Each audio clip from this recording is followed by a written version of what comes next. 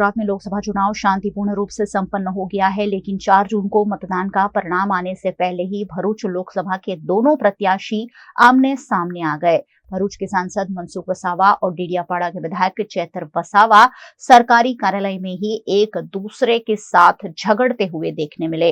दरअसल मनसुख वसावा ने social media पर एक पोस्ट की थी जिसमें लिखा था कि डेडियापाड़ा में तालुका पंचायत कार्यालय में तालुका विकास अधिकारी के साथ विधायक चैतर वसावा ने बदसलूकी करते हुए उन्हें धमकी दी है। बंद ऑफिस में ऑफिस स्टाफ के दूसरे लोगों को बाहर निकालकर अधिकारी के साथ बदसलूकी करने से ऑफिस कर्मियों में डर का माहौल है।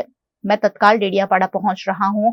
अन्य तालुका पंचायत के सदस्य भी कार्यालय पहुंचे। किसी भी सरकारी कर्मचारी को डरने की जरूरत नहीं है क्योंकि सरकार उनके साथ है। इस पोस्ट के वायरल होते ही बड़ी संख्या में चैतर वसावा भी अपने समर्थकों को लेकर वहां पहुंचे और चैतर वसावा पर बेबुनियाद आरोप लगाने पर चैतर वसावा ने जमकर विरोध किया। उनका कहना था कि अगर मैंने किसी अधिकारी को धमकाया है तो सबूत के साथ मेरे खिलाफ शिकायत की जाए। हाँ तो तमे मारा पर छे ने पुरावा साथे फरियाद करो। एमने में धमकावा होय ने जाऊं माणिक मेळું છું। हाँ એટલે હા તો એટલા મેં માટે એમને ધમકાવ્યા હોય તમે ટીડીઓને ધમકાયા, તમે ટીડીઓને ધમકાયા એ મને ખબર પડી એટલે હું હું મારા આયોજનની ફાઇલ લઈને આવ્યો તો એમનો સ્ટાફ અહીંયા હતો, એમના એસો બેઠો શું કામ ભાગી ગયા? તમે અહીંયા નકલી કચેરી પકડાઈ ત્યારે કેમ ગાડી લઈને નથી દોડી આવ્યા? કઈ નથી કચેરી? અહીંયા શાળા નથી, શાળામાં શિક્ષકો નથી ત્યારે કેમ નથી દોડી આવ્યા? મત આપવાનો બહિષ્કાર કર્યો ત્યારે કેમ નથી આવ્યા? इस दौरान मामला इतना गरमाया कि चैतर वसावा ने सांसद मनसुख वसावा पर बुटलेगर को साथ लेकर घूमने तक के आरोप लगाए।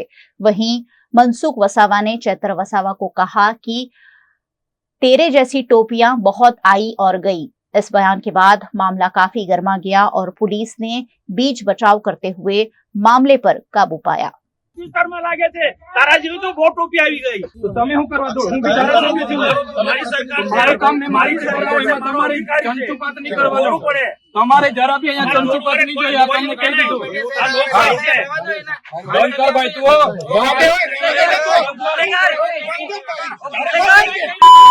ઉપર દારૂ વેચવા વાળાને મારે સંભાળવાનું। દારૂ વેચવા વાળાને મારે સંભાળવાનું। આંકડા ચલાવવા વાળા દારૂ વાળાને મારે સંભાળવાનું છે। આ દારૂ વેચવા વાળાને મારે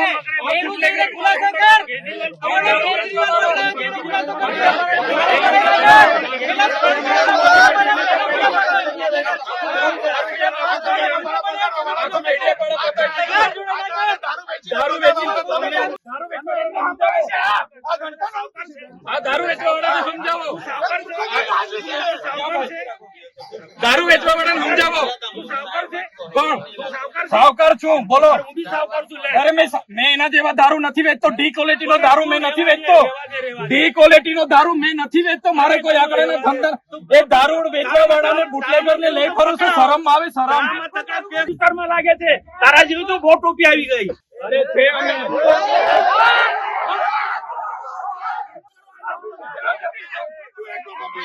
ચાલો તું એકલો ટોપી છે, આ બધા ટોપીઓ છે। ખુલાસો કરને આવ્યા, ખુલાસો કરવા આવ્યો તમારા પર ખુલાસો કરો। આવો ને પાછો આ ધારાસભ્ય ડેડિયાપાડાનો માહોલ બગાડવા દોડી આવે છે। अगर इस दौरान पुलिस मौजूद नहीं होती तो चैतर वसावा और मनसुख वसावा के बीच हाथापाई तक मामला पहुंच सकता था। उस कदर मामला गर्मा गया था। इस मामले विधायक चैतर वसावा ने डीवाईएसपी लोकेश यादव को मौखिक और लिखित शिकायत भी दर्ज की है। चैतर वसावा का कहना है कि भारतीय जनता पार्टी के इशारे पर उन पर पहले भी गलत मामले दर्ज हुए हैं। इस बार भी गलत इल्जाम लगाया गया है। ऐसे में वे इस बार बर्दाश्त नहीं करेंगे। નિષ્ઠાથી ભૂતકાળમાં અમારી સાથે ઉપરના લોકોના દબાણથી ખોટા કેસો થયા છે। આ વખતે કરશે તો અમને કોઈ વાંધો નથી, પણ અમે ખુલ્લા મેદાનમાં પછી તમારી સાથે ઘર્ષણમાં આવીશું, પોલીસ સાથે ઘર્ષણમાં આવીશું। એ ચોખ્ખી વાત છે। હવે અમે નથી સહન કરવાના। બહુ સહન કર્યું છે।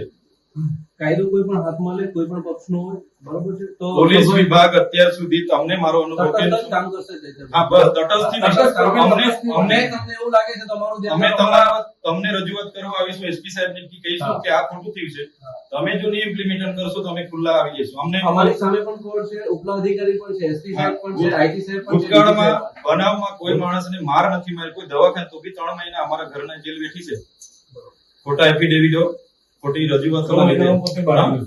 એટલે અમને ખબર છે શું થાય છે તે. સોશિયલ મીડિયાના માધ્યમથી મનસુખભાઈએ પોતાની આઈડી ફેસબુક, ટ્વિટર, ઇન્સ્ટાગ્રામ પર મારા નામ જો તાલુકા વિકાસ અધિકારીને ધમકાવ્યા હોવાનો આરોપ મૂકેલો છે અને પોતે ઉશ્કેરણીજનક પોસ્ટ કરી છે કે બધા તાલુકા પંચાયત ડેડિયાપાડા પહોંચો, હું ત્યાં નીકળી ગયો છું. પોતે અહીંયા આવીને ડેડિયાપાડામાં માહોલ ગરમ કર્યો છે, ઉશ્કેર્યો છે માહોલને, બધા ભાજપના આગેવાનોને ભેગા કરીને અને ડેડિયાપાડાનું શાંતિનો માહોલ બગાડ્યો છે ગેરકાયદેસર મંડળી બનાવીને. અમે શાંતિ ઈચ્છીએ છીએ એટલે અમે કાયદો અને વ્યવસ્થા જળવાઈ રહે એ માટે પોલીસને જાણ કરી છે અને જ્યારે પણ કાયદો અને વ્યવસ્થા ખોળવાશે તેની સંપૂર્ણ જવાબદારી મનસુખભાઈ વસાવવાની રહેશે. અમે અમારા તરફથી પ્રયાસો કરીએ છીએ કે અમારા જેટલા પણ ચાહકો છે, અમારા કાર્યકરો છે, અમે બધા શાંતિ, બધાને આપના માધ્યમથી બી શાંતિની અપીલ કરું છું.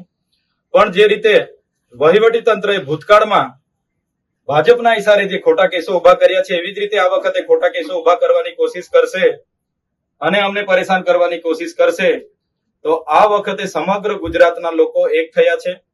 આવનાર દિવસોમાં ખોટા કેસો ઉભા થશે તે દિવસે આજ પોલીસ સ્ટેશનમાં લાખોની સંખ્યામાં ગુજરાતના લોકો ઉપસ્થિત થશે, એની જવાબદારી પણ મનસુખભાઈની રહેશે.